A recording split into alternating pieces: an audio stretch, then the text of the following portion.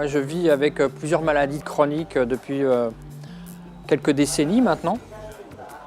Et en fait, on se voit là parce que lors de mes différents épisodes on va dire, période curative importante, j'ai fait la rencontre d'un soin qui, moi, m'a interpellé et qui m'a énormément aidé dans une période critique de ma vie avec des traitements pour faire face à une de mes maladies chroniques. Alors, ce qui s'est passé, c'est que j'ai commencé un traitement lourd qui devait durer une année et demie. Et lors des 3 premières semaines de cette vie avec ce traitement, j'ai perdu énormément de poids. Et entre autres conséquences, j'ai eu un problème de fonte musculaire du dos avec cette perte de poids qui a fait que j'ai eu un problème de dos, un mal de lombaire qui a persisté. Comme c'était un traitement lourd, j'avais un suivi de près hospitalier. Donc à l'hôpital, on a essayé différentes choses pour faire passer ce mal de dos. Donc des médicaments, ça n'a pas fonctionné. Des séances de kiné, ça n'a pas fonctionné. Et puis la douleur s'est installée et est devenue de plus en plus profonde, comme ça se passe à chaque fois que en fait, une douleur, on n'arrive pas à la réguler dès le départ. Et j'ai dû faire avec. Comme j'ai perdu du poids rapidement, mon corps n'a pas réussi à rééquilibrer les choses, quoi. Donc la douleur de dos est apparue dans les 3 premières semaines de traitement, quand j'ai perdu la dizaine de kilos. Et puis elle est restée comme ça pendant plusieurs mois, quoi. Donc on peut dire que c'est dû au traitement qui m'a été donné à cause de cette maladie qui évoluait de manière assez conséquente pour que j'ai à faire ce traitement spécifique, quoi. Moi, j'ai diverses activités qui étaient très ralenties à ce moment-là, parce que je passais aussi beaucoup de temps en hôpital de jour, à l'hôpital, etc., etc. J'ai été amené à rejoindre un séminaire de recherche parce que je fais de la recherche en sciences sociales. Et il se trouve que dans ce séminaire, il y a une chercheure qui est une soignante. Et quand elle me voit arriver dans l'état dans lequel je suis, un état d'épuisement assez important, elle me propose de faire une séance de fasciathérapie. C'est une fasciathérapeute. Les fascias sont des tissus d'enveloppe du corps qui relient, cloisonnent, compartimentent tous les éléments anatomiques et qui sont très réactifs au stress. Alors la fasciathérapie est une thérapie manuelle qui a été fondée dans les années 80 par le professeur Danny Bois et qui est une thérapie manuelle centrée sur la personne. Ça veut dire que la personne que nous accompagnons va être impliquée dans le soin. Elle ne va pas juste venir poser son corps sur la table du praticien. À un moment donné, elle va devoir participer à son processus de soin et d'accompagnement. Donc, à travers le toucher manuel, le praticien va faire une lecture en fait, de l'état de tension des fascias et par des protocoles adaptés qui sont le suivi dynamique tissulaire lent, le point d'appui manuel qui est un arrêt du mouvement tissulaire, on va mobiliser les forces d'autorégulation du corps, donc qui s'expriment sous la main du praticien sous une forme de tension, comme si le corps réagissait au point d'appui, voulait s'en extraire. Et à ce moment-là, il mobilise toutes ses ressources pour se libérer. Donc suite à un point d'appui, il y a une adaptation tonique au niveau du tissu que le praticien suit et dont il fait une lecture. Donc les objectifs sont à la fois curatifs, le but étant de soulager les douleurs physiques, les tensions, les troubles qui accompagnent les pathologies. Ça ne veut pas dire donc que ça guérit, mais ça donne des ressources de vitalité au corps. Le deuxième élément de la fasciathérapie, c'est un objectif relationnel. C'est-à-dire que quand on touche un corps, on ne s'adresse pas seulement au corps, on s'adresse à la personne qui est sous nos mains. Le troisième élément, c'est un élément pédagogique. C'est-à-dire que le praticien, il va guider en fait la personne dans le retour à elle, la compréhension de ce qu'il effectue sur son corps, et il va lui apprendre à percevoir sa subjectivité et à en faire un partenaire pour mieux gérer les situations difficiles de sa maladie. Il se trouve qu'elle m'a fait cette séance, que ça m'a fait grand bien et que nous avons décidé ensuite de poursuivre des séances et que ça a totalement modifié ma manière de vivre le reste de traitement que j'avais à vivre.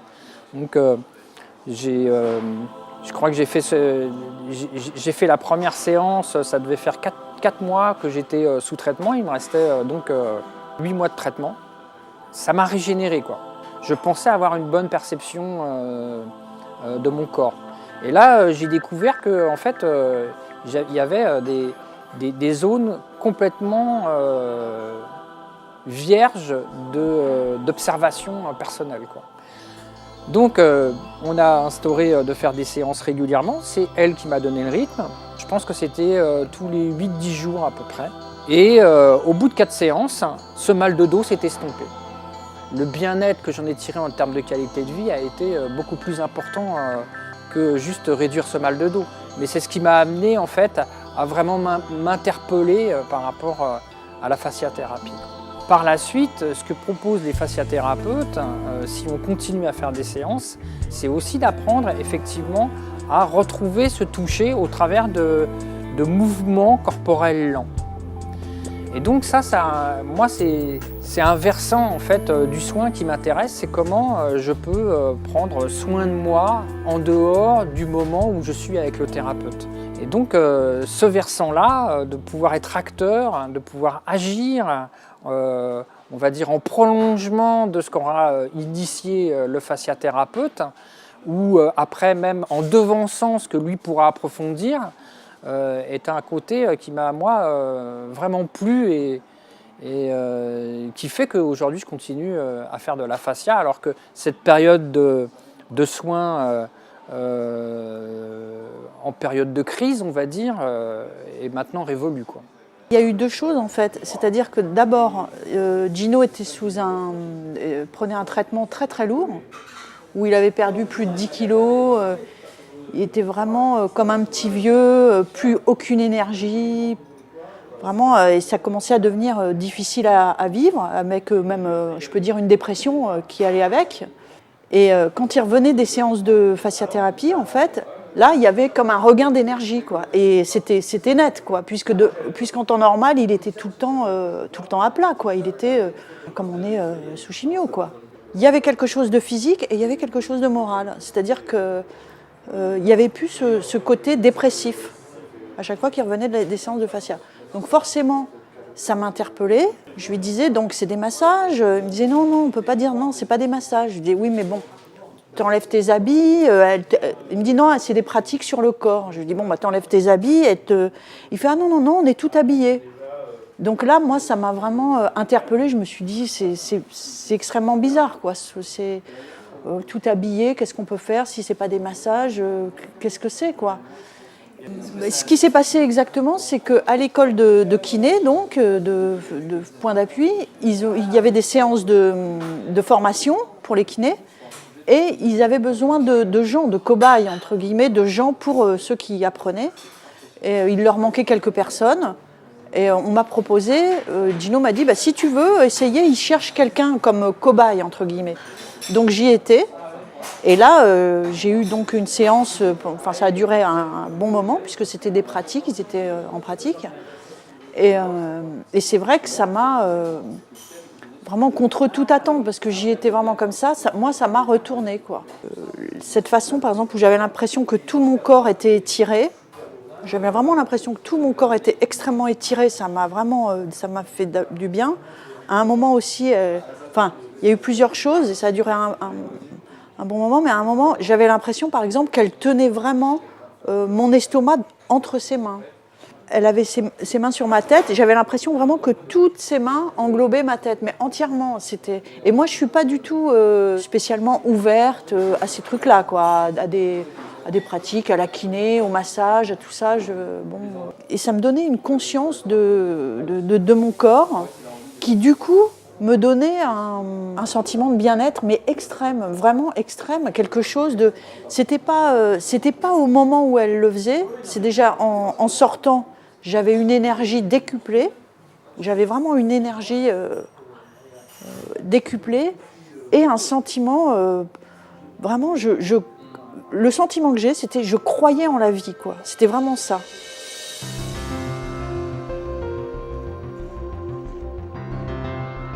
Par exemple, une fois, il y avait eu une manipulation du crâne, du visage en fait, sur les yeux.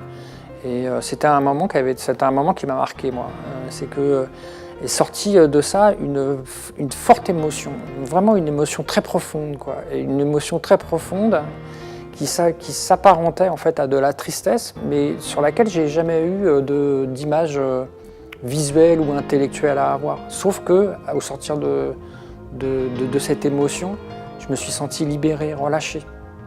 Et c'est un état qui m'a quitté depuis. Une des spécificités de la fasciathérapie par rapport à d'autres pratiques manuelles, c'est que c'est une thérapie non manipulative. Ça veut dire qu'il n'y a aucun geste forcé. Le praticien, par son toucher, en particulier un geste qu'on appelle le point d'appui, va solliciter les ressources internes du corps et il va attendre sous sa main d'accumuler de la vitalité de la personne qui représente sa force d'autorégulation du corps et qui s'exprime sous la forme d'un tonus sous la main. Mais si le tonus ne vient pas, on ne peut pas travailler. Donc après, nous avons des techniques pour aller solliciter le tonus là où il est en déficit. Donc on va chercher les zones les plus immobiles du corps. Donc on va travailler toutes les zones de tension, toutes les zones de densité articulaire, osseuse, viscérale, crânienne, et on touche donc toutes les parties du corps, là où on va sentir des immobilités, qui sont aussi des zones que la personne ne perçoit plus. Il y a tout un moment pédagogique qui vise à enrichir la perception qu'a la personne d'elle-même sur la table, le plus souvent, dans la médiation manuelle. Et puis dans un deuxième temps, quand la personne commence à avoir une description de ses vécus sensibles suffisamment riches, c'est-à-dire qu'elle perçoit de la chaleur dans la globalité de son corps, qu'elle est capable de percevoir que se dégage de la main du praticien une amplitude du mouvement qui dépasse le déplacement objectif de la main, et donc qu'à travers la main du praticien, la personne se sent par exemple concernée jusque dans ses jambes, à ce moment-là, on passe dans un travail assis, où, à travers des gestes codifiés, on va lui apprendre d'abord à rentrer en relation avec les paramètres physiologiques du mouvement, donc un mouvement organisé dans des orientations, des amplitudes, une vitesse, une cadence. Et petit à petit, on va lui apprendre à percevoir ses impulsions d'action et à démarrer le mouvement au moment où elle le sent. Et une fois qu'on aura bien intégré les mouvements codifiés, on apprendra à la personne à réaliser une gestuelle libre. C'est-à-dire qu'on sortira des cadres un petit peu linéaires, d'extension, de flexion, de mouvement d'inclinaison ou de rotation, pour rentrer dans une coordination de mouvements où la personne va, à travers l'écoute de son corps, exprimer son authenticité dans une lenteur, dans un mouvement savoureux qui, en même temps qu'elle le fait, va lui permettre d'aller chercher ses zones de tension, de poser des points d'appui elle-même et de se libérer. Et puis évidemment que cet état de relation à soi, une fois qu'on repart dans sa vie quotidienne, bien, on ne le quitte pas. Et malgré que le geste s'accélère et qu'on retrouve même les automatismes, il reste une présence à soi qui devient même une manière d'être à soi dans la vie, dans la relation avec les autres, et qui donne une meilleure adaptation de la personne aux situations de stress, parce qu'elle les aborde d'un point de vue plus posé, plus présent à elle-même, où sa cognition, sa réflexion est posée sur la présence à elle, et non pas sur des représentations, sur une pensée qui est coupée de soi.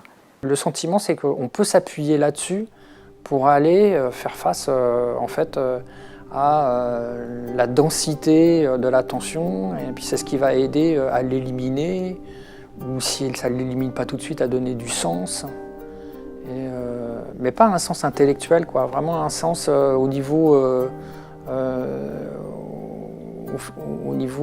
dirais presque cellulaire, quoi. C'est un peu compliqué ce que je dis, mais en fait c'est une expérience qui est au-delà des mots, alors c'est compliqué d'exprimer ça par des mots, quoi. Vous allez sentir un mouvement où ça repart.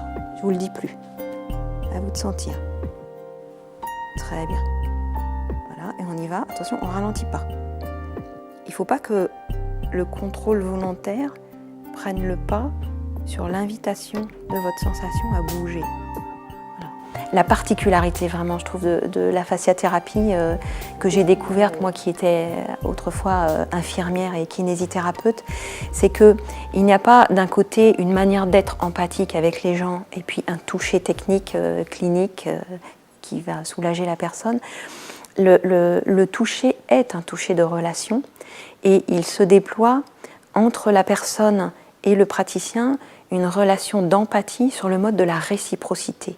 Ça veut dire que lorsque je touche, je perçois les effets pas seulement sous ma main, mais dans moi. Et j'ai une lecture du degré de tension ou degré de relâchement à l'intérieur de moi. Et donc ce que je perçois dans moi, des effets de mon toucher sur la personne, me permet d'adapter ma main. Ce qui fait que plus on avance dans la séance, plus le toucher est lent, plus le toucher est profond, plus le toucher est intériorisé. Et à un moment donné, il y a autant de mouvements à l'intérieur du praticien qu'à l'intérieur de la personne touchée. Et malgré tout, il n'y a pas de fusion avec la personne. Il y a une implication très forte, mais le rapport que chacun entretient avec les effets du toucher, il est singulier. La personne, elle a le souci d'elle-même, de la présence à elle, son rapport à ses inquiétudes, sa santé, sa douleur, ses problématiques de vie. Le praticien, il s'appuie là-dessus pour lire la justesse de son toucher, pour faire des bilans, pour traiter aussi la personne en même temps, en temps réel de l'action. Sur les années de séances que je fais, ce que je peux dire, c'est qu'il y a des choses qui se retrouvent, mais elles vont prendre une autre densité, une autre perspective, en fait. Perspective, c'est un mot qui n'est pas... mais c'est vraiment ça, quoi. C'est une autre perspective dans le corps, c'est-à-dire l'attention, elle va revenir, mais elle va prendre sa place dans quelque chose de plus large, ou qui est réconfortant, ou qui est une tension qui est plus... on sent que cette tension-là était en fait une tension quelque part périphérique, et on va toucher à une autre tension. Et en même temps, d'une séance à l'autre, c'est jamais la même chose, quoi. C'est vraiment des expériences complètement différentes. Moi, j'ai jamais fait 2 expériences où j'ai eu l'impression de retrouver.